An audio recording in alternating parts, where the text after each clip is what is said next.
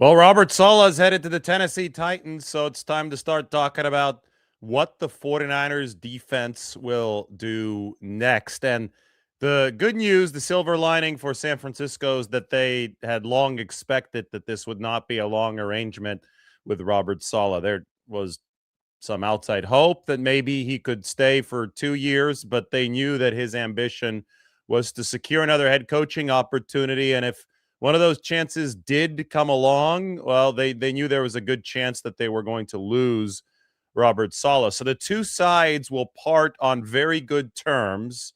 And that means a lot for the downstream because you wonder what coaches might Robert Saleh take with him to Nashville. You immediately think of Gus Bradley, who joined the 49ers only after Robert Saleh joined the 49ers because Gus is the coach who gave Robert his first shot in the NFL. Will Gus become Robert's defensive coordinator in Nashville for the Tennessee Titans, or is he somebody that the 49ers might keep as the successor to Robert Saleh? You think about KJ Wright, former player under Robert Saleh with the Seattle Seahawks. So there's a connection there. He's San Francisco's assistant linebackers coach. Does Robert try to take him with him to Tennessee to become the defensive coordinator? And if he tries to do that, do the 49ers say, wait, no, we want you to be our defensive coordinator? Or do the 49ers offer KJ Wright some higher position on their defensive staff that's not defensive coordinator to prevent him from going to Tennessee, saying, hey, you could be our next D'Amico Ryans. You could still be waiting in the wings here, but you need a little bit more development. I mean, all of these things are movements to consider as this progresses, because this is the type of maneuvering that is going to be happening. But the good news for the 49ers and Robert Saleh is that both sides are ending this on good terms. So I think that they could have some productive negotiations and discussions. And they may have already had pre-existing agreements regarding Gus Bradley and KJ Wright when Robert took the job, saying, hey, if you leave to become a head coach, we want to keep this guy. You could take this guy. That's all stuff that's a lot easier when there is a mutual respect and a civility between both sides, which I think that the 49ers have here with Robert Saleh. Anyway, I want to take a big picture view at what the 49ers might do next, starting with a look at San Francisco's defensive performance over the course of time. What is this now? This is 7 years. This goes back to Robert Saleh's most recent year with the 49ers, which was all the way back in this goes all the way back. Obviously 2025 was his most recent year, but this goes all the way back to his first dominant year with San Francisco, which was in 2019. He was the coordinator in 2019 and 2020, the top 2 years here on the table. Then he was hired by the New York Jets. 2021 and 2022 were D'Amico Ryans years. 2023, Steve Wilks was the 49ers defensive coordinator. 2024, Nick Sorensen. Saleh back in 2025. Blue is good, red is bad. You'd rather be darker blue than darker red. And as you could see, Saleh's 2019 season, that was a dominant season for the 49ers. They went all the way to Super Bowl 54, number 2 defense in all of football. Saleh's crowning achievement, though, I thought was 2020 when the 49ers had a mass injury event. Not as bad as the 2025 one for the defense. That mass injury event was more centered on the offensive side of the ball. But the 49ers did lose Nick Bosa, yet Saleh was able to keep the defense ranked number 8 in EPA. 21, and there is a typo in here. 2022 was actually the number 1 defense in football. It says number 14, as you could see here. I'm going to have to fix that typo. I know that I put that up on X, so I got to delete that and put a new one. I forgot that this table had 14 in that right column. They were actually number 1. So D'Amico Ryans brought the defense to number 1 in 2022, 14 in 2021 with some injuries. And then the slide for the 49ers truly began. 2023 down to number 10 from that number 1 in 2022. 2024 down to number 26 under Nick Sorensen. He was fired by the 49ers. And then 2025, yes, still in the red, still number 24. But as we know, Salah was working with a mass injury event. And I think that the main thing to look at is in this first column, the run defense column, they had slipped big time. Just pay attention to this. They're top 7, top 5, top 2 team in 2021 and 2022 under D'Amico Ryans against the run. Against Wilkes, they slipped to number 26. And then under Nick Sorensen, they slipped to number 29. And that was unacceptable because when you can't play the run, you lose all form of game control as a defense. So 2024 was the bottom falling out of the 49ers defense, even with veteran players. And maybe that was part of the problem. That's probably why they decided to go to the youth movement. They were able to salvage this and turn this into the number 17 run defense in football this past season. Now, even better here, and this is correct for 2022. I have this chart actually fixed for you now. These are the splits of the 49ers defense after week 5 of this season, following the Rams game. So before Fred Warner got hurt in 2025. After Nick Bosa got hurt, before Warner got hurt, Salah was able to keep this defense. The run defense especially was really good. It was at number 8 in football. And he was able to make the total rank number 14, which without Nick Bosa already with injuries hitting at the start of this season, I thought was damn impressive. My formula for this 49ers defense, and I said this going all the way back to camp and maybe even before then, was keep it ranked in the top half. If they could keep it ranked in the top half, they'll be bona fide Super Bowl contenders. They obviously didn't do that because of the mass injury event. It slipped down to number 24. But the fact that through 5 weeks, Salah had these guys at number 14, given the youth movement, given the Bosa injury, I thought was impressive. And most important of everything was the fact that he had the run defense at number 8. So he has certainly deserved this next opportunity with the Tennessee Titans. We questioned whether Salah would take that opportunity because, well, it hasn't been known to be a good franchise. He doesn't get his own general manager in there. The quarterback is a major question mark in Cam Ward. I don't know if it can be considered a good opportunity, but if Robert Saleh believes that it is, well, that's his prerogative, and he's decided to head to the Tennessee Titans with again, this on his resume. I don't think that it's really fair to look at the 49ers defense cumulatively this season with all that they lost. I think that it is amazingly impressive that Robert Saleh was able to make Mykel Williams the variable of success or failure when it came to stopping the run. Bosa went down. Fred went down. That was in week 3 and in week 6, respectively. And the 49ers still played good run defense. And that shows the energy that Robert Saleh brought. That shows the technique that he taught to the young players. Look at this, though. The run defense EPA rank out of 32 NFL teams with Mykel Williams available over the first 9 weeks of the season was number 6. So even better than the split through 5 weeks. They got even better in week 6, week 7, week 8, and week 9. Number 6 run defense in the league. That would have been good enough to take the 49ers, I think, to the Super Bowl had it stayed that way for San Francisco. But after Mykel Williams, the rookie edge rusher, who sets a fantastic edge towards ACL in week 9 against the New York Giants, they dropped to number 22 against the run. And that was the death knell for San Francisco this year. And I can point to an exact spot where it came back to really, really affect them in a must-win game, week 18 against the Seattle Seahawks.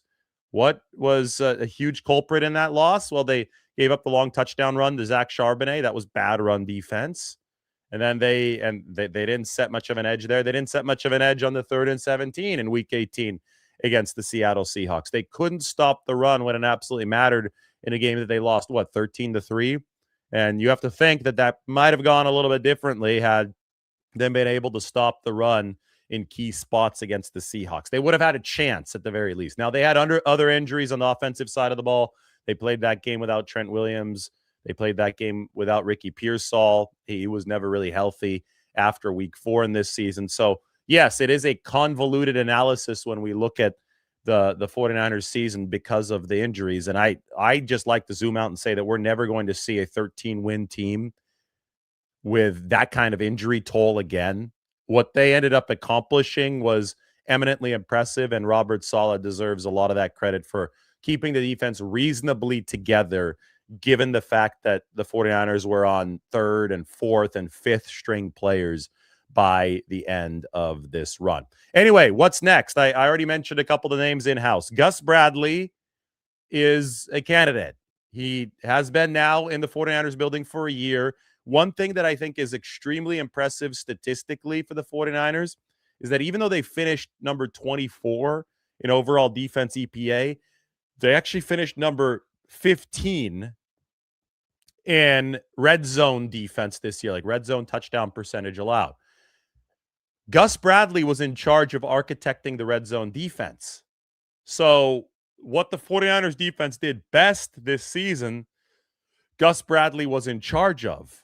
And if we want to talk about 49ers defensive coordinator history, Gus Bradley has to be mentioned as the coordinator of the Seahawks Legion of Boom back in 2012, like the original architect of the Legion of Boom back when they were still building that defense with Robert Saleh underneath them as a quality control coach. Bradley then left to Jacksonville. Saleh followed him as the linebackers coach. Bradley was the head coach with the Jags. And then in 2017, Kyle Shanahan took over the 49ers and hired Robert Saleh. Saleh implemented the Gus Bradley, Dan Quinn, Pete Carroll, Seattle-style 4-3 cover 3 in 2017. The 49ers rode that to big success by 2019 and 2020. However, in 2019 and 2020, they started incorporating more quarters coverage. The defense evolved as offenses around the league evolved. Robert Saleh gets credit for that. So does Joe Woods, who was the DB coach back in 2019. Robert Saleh, though, again, the crowning jewel of his NFL career as a defensive coordinator so far, I would argue, was that 2020 season. One more time, a look at the 49ers defense throughout the years. 2020, the fact that they had a mass injury event and he was able to deliver what San Francisco delivered is amazing. I mean, top 5 against the run, top 8 overall, top 9 against the pass, given what they had lost that year with Kerry Hyder being the team's top pass rusher at 8.5 sacks. That was awesome from San Francisco. Yeah, D'Amico Ryans then come in after Saleh left to the Jets. And as I said, D'Amico brought this defense, I think, to its highest point in 2022. 2019 was awesome.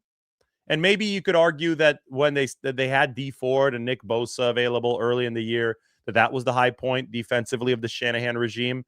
But I felt as a balanced defense, the 49ers in 2022 were epically good. And it's because they had Charvarius Ward in his prime in 2022. They remember that they didn't have enough strength at corner in 2021, which is why they made the Charvarius Ward signing in 2022. But they had Warner in the middle. They had all the linebackers in 2022. They had Azeez Al-Shire playing the Sam linebacker that season. Dre Greenlaw playing the weak side position. I mean, they were awesome in 22. That was the best defense in football. And then it started to erode. Yeah, I get it. They started losing some pieces in 2023 and beyond, but mainly they lost the coaching.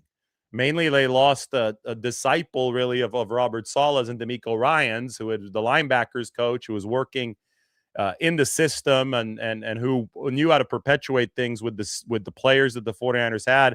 They lost him after 22 to the Texans. So in 23, they had to bring in Steve Wilks. That ended up being a miscalculation from Kyle Shanahan because he thought that Wilks would adapt better to the system that the 49ers ran because they believed so much in what they were running as the number 1 defense in 2022. Wilks was outfoxed way too many times. He presided over way too big of a decline in run defense. They went from number 2 to number 26 in run defense. He was fired after the season because he was unable to keep a lid on opposing run games and also, by extension, pass games in critical situations. and it set up the vacuum in 2024 where the 49ers, they went in-house, but they were aging as a roster. They had lost, too much linebacker talent, I thought, from that 2022 peak. They obviously weren't what they were in 2022 at the cornerback position anymore, with Charvarius Ward dealing with a lot of off-field tragedy. So he wasn't around for a lot of the season. And it all really, really tumbled down in 2024. They needed a defensive coordinator who could make something out of nothing. And because of that, they turned back to Robert Saleh, who had presided over the 2020 season. He had been fired by the Jets. Saleh brought back in 2025 the 49ers. This is through the first 5 weeks before losing Fred Warner. He was able to bring this back to an above average unit. So how can the 49ers move forward? I think that, like, you look at the personnel of this team, you need Nick Bosa back. You need Mykel Williams back. Those were two stalwarts for this team. I can't help but ignore the on-off splits of Mykel Williams. And the on-off splits of Nick Bosa were even more staggering for this football team. But everybody knows that this could have been a top 5 defense when Bosa and Warner were available. I think that this is the more hidden number right here, that Saleh was still keeping the run defense intact even without Bosa and Warner when Mykel was available. So you've got to get Mykel back. You've got to get Bosa back. You have to, I think, figure out a way to make that defensive tackle position complete, maybe with one more veteran. CJ West and Alfred Collins, awesome finishes to this year. Saleh gets credit. Chris Kasarik gets credit for working with those guys to turn them into real functional players. So between those two and Mykel Williams, the 2025 draft class for the defensive line looks really, really solid. And it's going to be important for all three of those guys to take appropriate next steps heading into 2025. But I do think that even a mid-tier veteran at defensive tackle can really help the 49ers this offseason. And this might be the offseason where you do shop for such a veteran if you're the 49ers, unless you find somebody in the draft that's going to make a real splash there. But I think Bosa and Mykel, two important players. Yetur Gross-Matos, his contract is up with the 49ers. Now, he dealt with a lot of injury issues. Is there a chance they get this guy back for a cheaper, prove-it, one-year deal? Sure, but I'm just not sure what the market is going to be for Yetur Gross-Matos, who was really, really good for San Francisco on the inside when he was healthy enough to play. So will be fascinating to see how San Francisco operates as far as personnel building along the defensive line. Linebacker, you obviously need Warner back. And then how do you handle the second position? What did D Winters impress you enough this year? Or, he dealt with a ton of injury issues as well. I think that he was good when he was next to Fred Warner at that weak side linebacker position. But I think that the 49ers really do hope that Nick Martin gets out of the concussion protocol and that Nick Martin can step in there and compete in year 2 to be the weak side linebacker next to Warner, because he brings a more impressive physical profile that could be really, really good for San Francisco. Still looking to replace Dre Greenlaw, weak side linebacker. And the one spot where you might have to make an outside signing if you're the 49ers is safety. Maybe they think that Marquise Siegel will take that year 2 jump in coverage, and he's an impressive athlete, and he did some really good things when he came in against the Philadelphia Eagles. Maybe they think that Malik Mustafa, year 2, coming off the ACL tear, is going to take a big jump to get back to where he was as a rookie. But this season, with that not on the table, at least with Marquise Siegel being benched because he wasn't good in coverage just quite yet, he was giving up way too many yards. Safety was a big hole. And Jair Brown was, I just don't think that Jair Brown moved quickly enough that, this is one of the cases where you could look at the 40 time and you could say, well, this guy ran a 4.6, 4.7. Salah needed sideline to sideline safeties. He was used to Earl Thomas. He was cutting his teeth in Seattle back when Earl Thomas was patrolling the field at 4.2 speed. So, I just don't think that the 49ers, when it came to both run defense and pass defense, had the speed that Robert Saleh wanted at safety.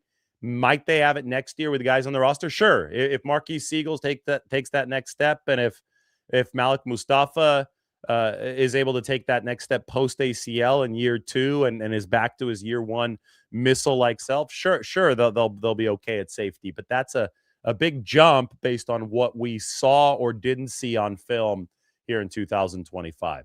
I actually don't think that they're in a terrible spot at that cornerback position. Deontay Lenore is obviously a good player. Upton Stout, awesome as a rookie. That was a big step forward for the 49ers in terms of being able to play adaptable defense, which their new defensive coordinator will have to do.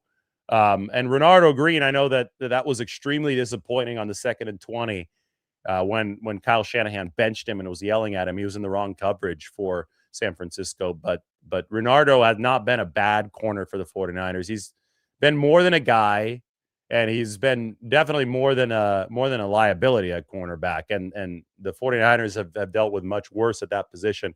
I actually think that corner was the least of San Francisco's defensive issues for most of this season. It was linebacker post the Warner injury, the lack of the pass rush, and the safety position that were the biggest problems for San Francisco. There was a rookie dinner last night. I'm not sure if this was a prank. Sometimes these are pranks, but it ended up being quite pricey for the 49ers rookies who had to pick up the tab at this rookie dinner. Take a look at this. Okay, 28 racks. Oh, rookie shit, man. Yeah, man. 28 racks. Oh my God. Whoa. Oh, what was that here? 28,000. I'm trying to see the exact amount on this check. I got to make it a little bit bigger up on the screen so I can see it. $28,934 at the rookie dinner. It looks like there's some Don Julio 1942 that costs $768. There is, I can't really read it. Somebody got a drink called the Rise and Shine that cost $24. The tab was $21,557, $2,419 of tax. Now, this is going to hurt the 49ers salary cap situation. The service charge here, they included the service charge, so the tip was already there. Nearly $5,000 in tip or service charge. Obviously, a lot of alcohol on here, but then you could see the ribeye. There was a ribeye. It looks like that was $155. I just don't see how this added up to $21,557 before the tax and the tip. So it's these things are usually pranks. And I think they usually jack up the total to be a little bit more than it actually is, because like even with what I see here, I mean, maybe the receipt went further up, but even with what I see here, I have a hard time believing that this could add up to over $20,000. A few grand for sure, but over 20,000 seems wild. Anyway, 49ers rookies and veterans having some fun at the dinner yesterday. Coordinator candidates. I know I talked a lot about this in the video yesterday. Gus Bradley on the inside of the building right now. Does Robert Saleh try to take him to Tennessee? We shall see. KJ Wright would be like a D'Amico Ryans elevation. D'Amico had been the 49ers linebackers coach, former really good linebacker, just like KJ Wright. So D'Amico had risen very quickly from linebackers coach to defensive coordinator when the 49ers made that move following Saleh's departure in 2021. If they feel a similar way about KJ Wright and his potential coaching acumen, the 49ers can make that move just this offseason. The difference in 21 was that they had a very veteran-heavy defense, so I think they were more comfortable going with the very young defensive coordinator in D'Amico Ryans. I would say that this is a younger defense now because a youth movement was the goal in the 2025 offseason. The youth movement, I think, so far has gone well. It's obviously hard to tell statistically in some of these cases because of how many guys got hurt, but we don't know how much they do like KJ Wright. I know they like him, but I don't know if they like him as much as they like D'Amico Ryans to be able to make such a drastic move. Then the question would become, if they don't want to make him defensive coordinator, would Robert Saleh be interested in bringing him over to Tennessee to be the DC, or a higher position than he currently has, maybe a head linebackers coach instead of the assistant linebackers coach under Johnny Holland. But for D'Amico Ryans, he was the co-linebackers coach with Johnny Holland when he was bumped up to defensive coordinator. And obviously he was on the fast track when it came to rising to the coaching ranks. A couple of years later, he became the Texans DC. You can make the argument that Kyle Shanahan needs his Steve Spagnuolo, and that would be a defensive coordinator who's already been a head coach, who no longer wants to go through that rat race, who just wants to settle down and be the DC, like a longtime DC for a contending team, and he wants to win championships that way. That's what Steve Spagnuolo has been for the Kansas City Chiefs after his failed head coaching forays. And one with the St. Louis Rams that didn't go well. Where else was he? Was he with the Giants? I think it was the Giants. But Steve Spagnuolo is now a lifetime defensive coordinator, and he's got that role with the Kansas City Chiefs that obviously has brought Kansas City a whole heck of a lot of success. One could even argue that defense has carried Patrick Mahomes at times. Steve Spagnuolo is a big game defensive coordinator.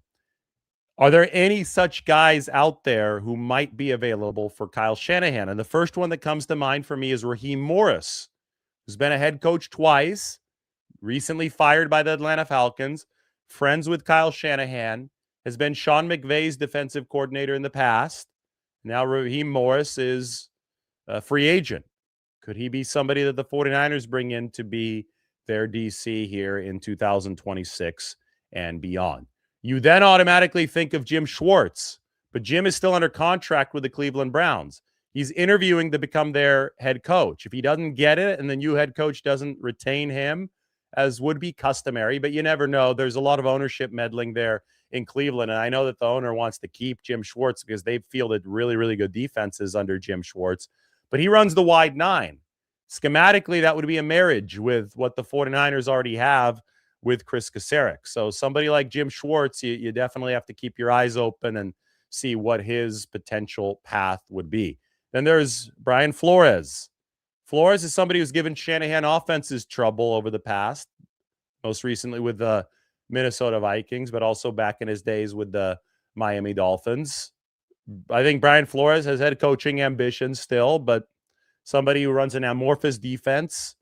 Amorphous defenses are the new way in this league, and you have to consider Brian Flores if that becomes a possibility for San Francisco. Now, that would probably change up the way the 49ers run things, but I think that at no time during the Shanahan era have things been more fungible than they are now along the defense, because there has been a youth movement. There are new players filtering in.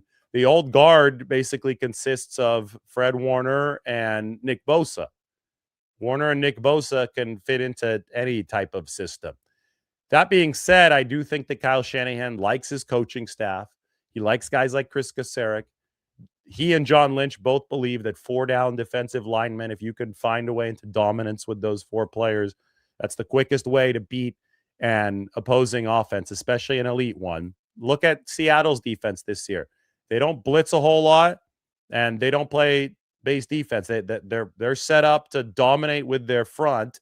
And if their front can dominate, the back has as much athleticism and flexibility as possible. They've even sacrificed some weight in the back 7 so they could fly around the football because they trust in that front so much. John Lynch played behind Warren Sapp and company in Tampa.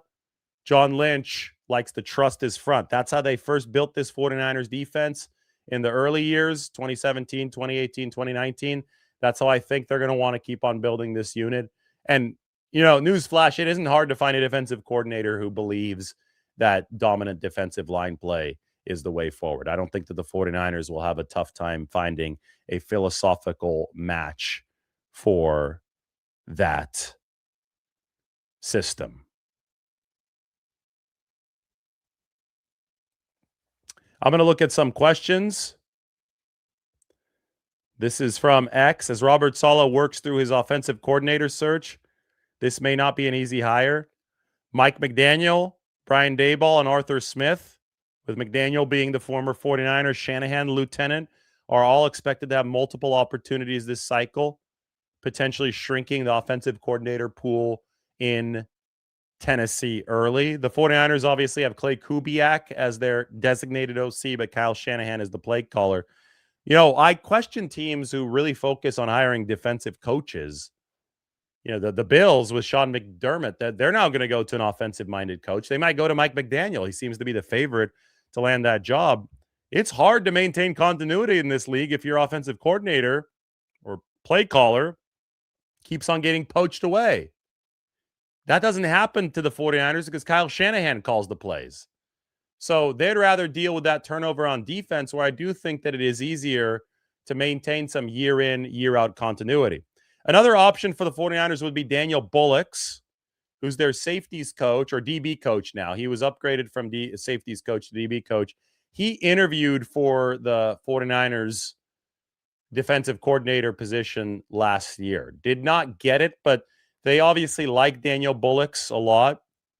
He was injured. I believe that he tore was it his Achilles or his ACL? I think it was his Achilles during the Super Bowl, which was, that's how you know that the 49ers are snake bit, right? When even the coaches are getting injured, when even the coaches are tearing ligaments. That happened to Daniel Bullocks at the Super Bowl against the Kansas City Chiefs in Las Vegas. But anyway, sidetrack it. We're talking so much about injuries now that it is worth mentioning that the coach also got hurt at that Super Bowl. But the 49ers really do like Bullocks as an internal promotion. I mentioned KJ Wright, linebackers coach for San Francisco, and then D'Amico Ryans was somebody who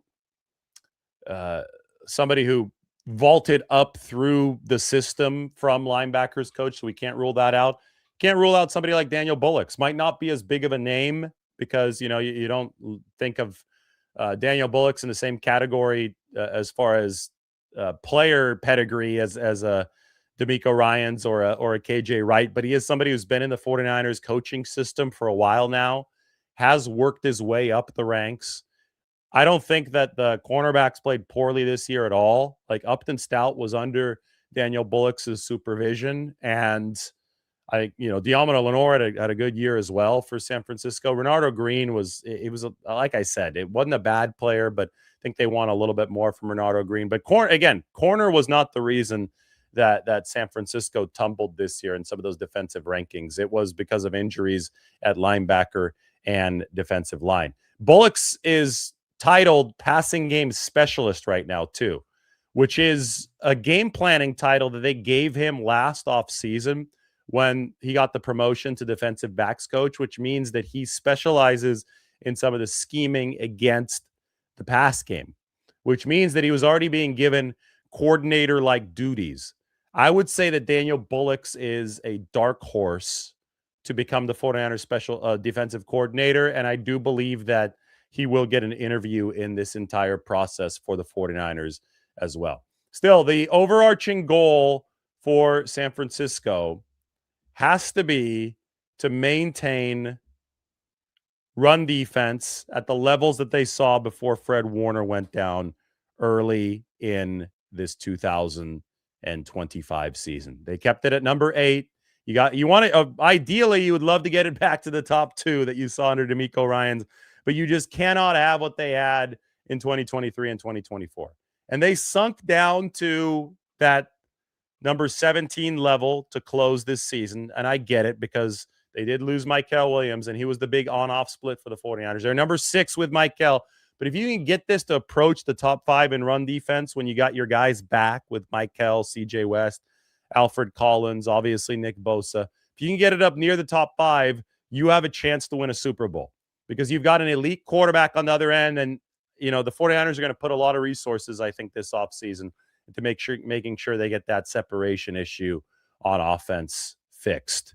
And that's what really held back the offense toward the end of things for San Francisco. But on the defensive side of the ball, you just have to stay afloat. And if you look at the formula behind staying afloat, it is maintaining a decent run defense. They didn't do that in 2024. They did it before guys got hurt. That's in 2025. It's a big reason why Robert Saleh is now on his way to Tennessee to become their head coach. He did a good job with the 49ers. Now the 49ers need to do a good job without him. They've got options. I went through some of them right now. We will see which way Kyle Shanahan turns. Everybody hit that subscribe button. We will talk to you very soon.